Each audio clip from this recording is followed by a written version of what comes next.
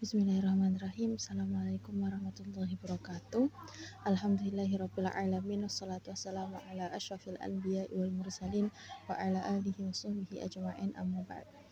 Alhamdulillah, di sini insyaallah Ana akan mempresentasikan dari mata kuliah usul fikih dengan judul ijtihad dan mujtahid. Ijtihad merupakan upaya keras yang dilakukan para ulama dengan sekuat tenaga untuk mencari solusi hukum yang tidak secara eksplisit diatur dalam Al-Quran dan Al-Hadis. Ijtihad menduduki urutan ketiga dalam tingkatan sumber utama hukum Islam setelah Al-Quran dan Al-Hadis bersama dengan ijma' dan qiyas. Ijtihad di era modern merupakan suatu kebutuhan untuk menjawab permasalahan yang terus-menerus bermunculan, di mana hukumnya tidak terurai dengan jelas dalam sumber utama, yaitu Al-Quran dan Al-Hadis.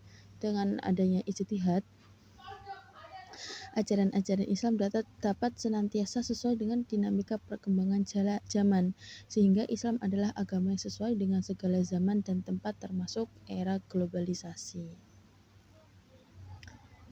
Pengertian ijtihad secara etimologi berasal dari kata jahad yang berarti bekerja keras, telaten dan bersungguh-sungguh dalam menggunakan tenaga baik fisik maupun pikiran.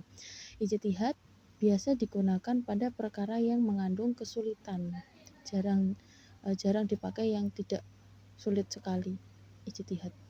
Kemudian secara terminologis, penelitian dan pemikiran untuk mendapatkan sesuatu yang lebih pada Al-Quran dan As-Sunnah untuk memperoleh keputusan. Menurut mayoritas ulama, pengertian ijtihad adalah pencurahan segenap kesanggupan seorang ahli fikih secara maksimal untuk mendapatkan pengertian tingkat zonni terhadap hukum syariat. Apa saja fungsi ijtihad? Yang pertama yaitu menjawab pertanyaan hukum yang belum jelas. Ijtihad digunakan untuk mencari jawaban atas pertanyaan hukum yang belum ada dalam Al-Quran dan Al-Hadis. Kemudian yang kedua yaitu mengembangkan pemahaman hukum. Dengan ijtihad, umat Islam dapat mengembangkan pemahaman mereka tentang hukum Islam dan penerapannya dalam berbagai konteks. Kemudian yang ketiga yaitu menjaga relevansi ajaran Islam. Ijtihad membantu menjaga relevansi ajaran Islam dengan perkembangan zaman dan kebutuhan masyarakat. Kemudian sekarang adalah pengertian mujtahid. Secara etimologi, mujtahid adalah bentuk dari fa'il atau bentuk pelaku dari ijtihad, yang berarti orang yang bersungguh-sungguh dengan mengerahkan segala kemampuan rasionalnya.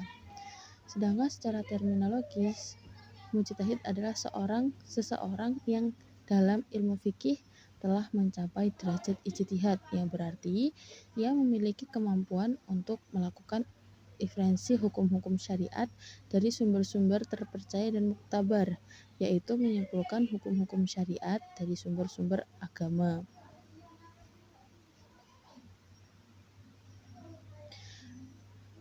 Untuk menjadi mujtahid itu ada banyak sekali syarat-syaratnya, yaitu ada yang pertama yaitu menguasai ilmu bahasa Arab, karena Al-Quran dan As-Sunnah berbahasa Arab. Seorang mujtahid harus menguasai bahasa Arab untuk memahami teks-teks tersebut dengan benar. Kemudian mengetahui Al-Quran dan nasikh mansukh. Mujtahid harus mengetahui isi Al-Quran dan konsep nasikh, ayat yang menghapus, dan mansukh, ayat yang dihapus. Kemudian mujtahid juga wajib untuk mengetahui as-sunnah.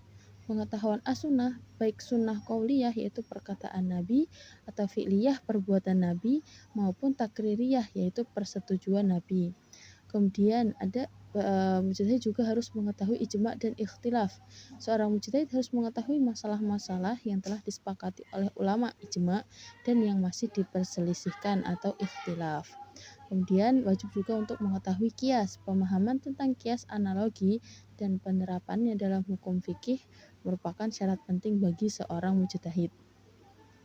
Kemudian yang keenam, mengetahui tujuan hukum syariat. Jadi harus bisa memahami tujuan ditetapkannya hukum untuk membawa kemaslahatan manusia yang menjadi inti dari risalah Nabi Muhammad SAW.